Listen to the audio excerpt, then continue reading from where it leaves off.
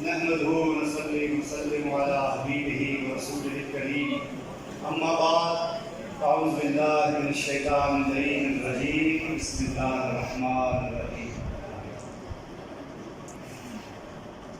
بعد حمد و ثنا رب جلیل وحدی صلاۃ و سلام بسید عالم آقائے دو جہاں رہبر انس و جاں شہنشاہ کون مقام حضرت محمد مصطفیٰ احمد مصطفیٰ صلی اللہ علیہ وآلہ وسلم. اللہ جل شانہ کا بے پناہ احسان ہے کہ مالک الملک نے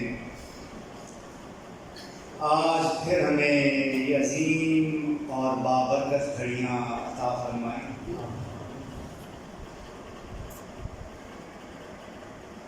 اللہ تعالیٰ کا خصوصی انعام، اس کا فضل، اس کا کرم، اس کی مہربانی ہے جو آپ سب کو دور دراز سے یہاں پر لے آیا. بے شک اللہ تعالیٰ یہ توفیق صرف اپنے پیاروں کو دیتا ہے، انہیں عطا فرماتا ہے کہ جو اس کی بارگاہ میں مقبول ہوتے ہیں. آپ کا آج کے دن یہاں آنا ہی اس بات کی گواہی ہے کہ اللہ تعالیٰ کی بارگاہ میں آپ کی حاضری قبول اور مقبول ہو. حاضرین محترم، آج کا دن غوث المعظم سرکار مولوی اعلیٰ حضرت الحاج پیر نصیر احمد رحمۃ اللہ علیہ کی یاد میں منعقد ہو رہا ہے.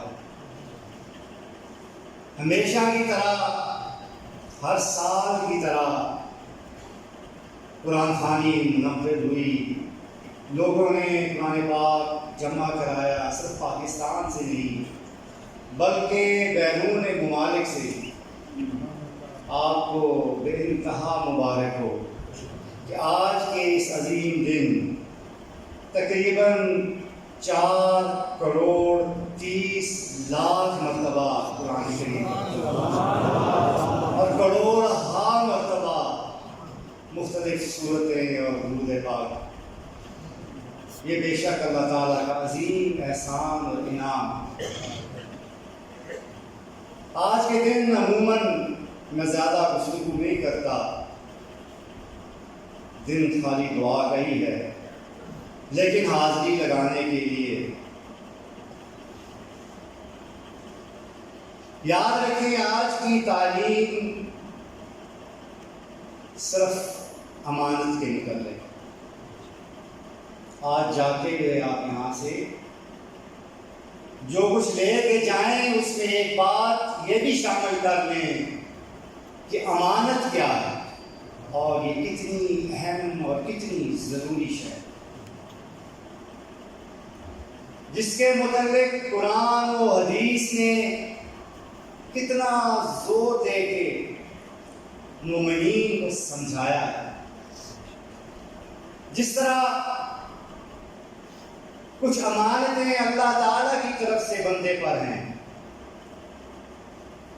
اسی طرح کچھ امانتیں ایسی ہیں جو ہم بندوں کی آپس میں ہیں.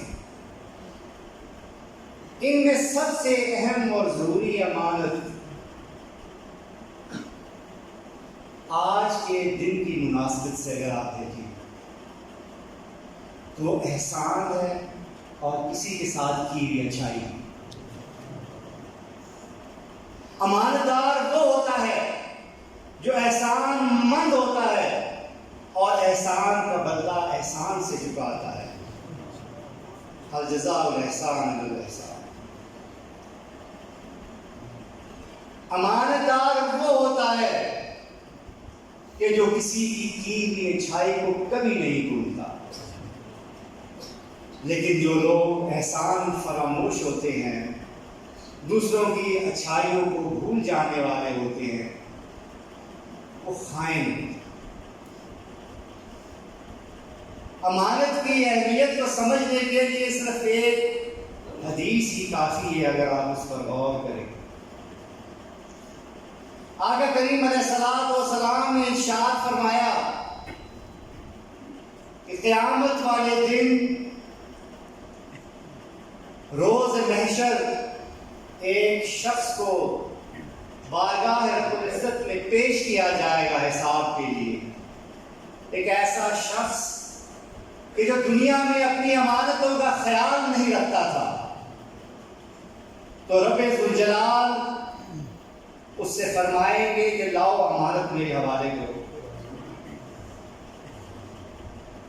وہ کہے گا الہ العالمین، دنیا کی امانت تو دنیا میں ہی رہے گی، یہاں میں کیسے لا کر آپ کی بارگاہ میں پیش کروں؟ تو اللہ تعالیٰ اپنے فرشتوں سے فرمائیں گے کہ اس شخص کو لے جاؤ اور لے جا کے جہنم کی کھائیوں میں ہاویہ میں گرا دو.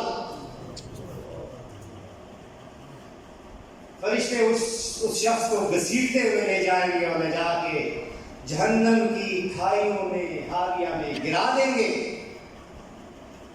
جب اس میں وہ گر رہا ہوگا تو اسے نظر آئے گی وہی امانت جس کی اس نے خیانت کی ہوگی، کہ وہ ہاویہ کی گہری کھائیوں میں گہرائی میں پڑی ہوئی. وہ اس جہنم کی سختی کو جھیلتے ہوئے بڑی کوشش کر کے اس کھائی کی گہرائی میں پہنچ کر اس امانت کو اٹھا لے گا، اس خیال سے کہ میں اسے لے کر اس جہنم سے باہر نکلوں اور بارگاہ رب العزت میں اس امانت کو پیش کر دوں تاکہ میری جان خلاصی ہو، مجھے معافی ہو اور یہاں سے میں نکل سکوں.